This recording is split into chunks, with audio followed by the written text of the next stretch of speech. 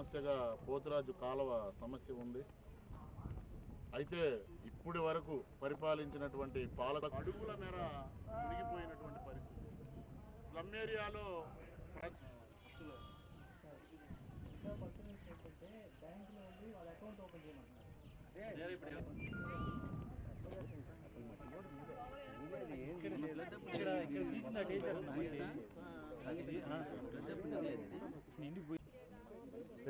దామ్ 2009 గెలిచాడు.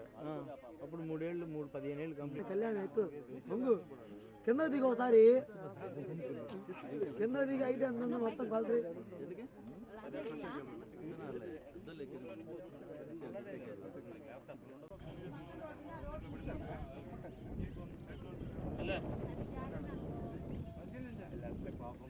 రెడ్ వచ్చిందనుకో వాళ్ళకి 2000 ఇచ్చేది 20 రూపాయలు 3000 కొద్దిగా తీసుకుంటాడు. రెడ్ రావాలని కోరుకుంటాడు. గంటలో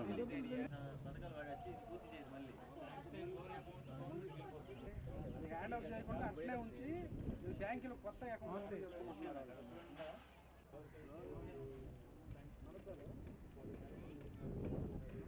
ఒంగోలు నగరంలో ప్రధాన సమస్య పోతురాజు కాలువ.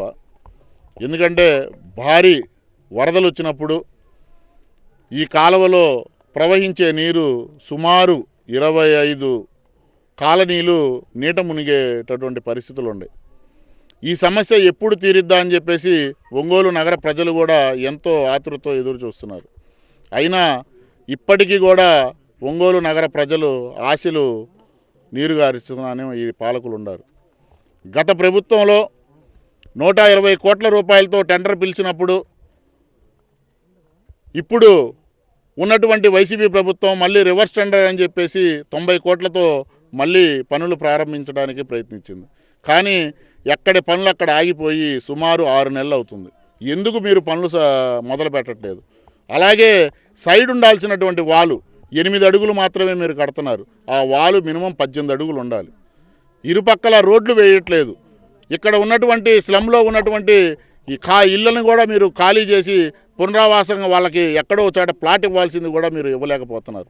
గతంలో మనం చూసాం, లైలా తుఫాన్ వచ్చినప్పుడు కూడా మీరే ఈ ప్రాంతంలో పర్యటించారు. మరి ఎందుకు మీరు ఈరోజు గమ్మునుంటున్నారని చెప్పేసి మేము అడుగుతున్నాం. ఈరోజు మొన్న ఈ మధ్య తిరుపతి నగరంలో కూడా వరదలు వచ్చినప్పుడు తిరుపతి నగరం 12 అడుగుల మేర ఈరోజు మునిగిపోయినటువంటి పరిస్థితులు ఉన్నాయి. ఒంగోలుని కూడా ఆ విధంగా చేద్దామని అనుకుంటున్నారా మంత్రివర్యులు? మేము అడుగుతున్నాం. 5 సార్లు గెలిపించారు మిమ్మల్ని. ఇక్కడ ఎందుకు మీరు నిశ్శబ్దంగా ఉండారని మేము అడుగుతున్నాం. 90 కోట్లు శాంక్షన్ అయినాయి కదా, ప్రభుత్వం దగ్గర డబ్బులు ఉన్నాయా? మరి కాంట్రాక్టర్ ఎందుకు ఈ పనులు ఆపేశారు? ఎందుకు ఒంగోలు ప్రజలకు ఇది శాపంగా మారింది? 150 అడుగులు ఉండాల్సినటువంటి కాలువ ఈరోజు మధ్యలో 25 అడుగులు 20 అడుగులు 30 అడుగులు ఉండాల్సినటువంటి పరిస్థితి ఎందుకు ఏర్పడింది? మీ మంత్రి గారు స్వయాన అసెంబ్లీ సాక్షిగా చెప్పారు, మనమే ఆక్రమణ చేశామని. ఎవరు ఆక్రమణ చేశారు? దీని మీద మీరు ఒక ఎంక్వైరీ చేసి ఇక్కడ ఉన్నటువంటి కబ్జాకారులందరినీ కూడా ఇక్కడ నుంచి విడిపించి దీనికి ఇరువైపులా రోడ్లు వేసి ఒక పర్యాటక ప్రదేశంగా ప్రతి ఒక్కళ్ళు ఒంగోలు పౌరులందరూ కూడా వాకింగ్ చేసుకునే విధంగా, ఇక్కడ చిన్న వ్యాపారస్తులు కూడా వ్యాపారం చేసుకునే విధంగా స్లమ్ను డెవలప్ చేయండి. ఎందుకంటే సెంట్రల్ గవర్నమెంట్ కూడా స్లమ్స్కి ఫండింగ్ ఇస్తుంది ప్రతి స్టేట్కి కూడా. మీరు ఆలోచించండి.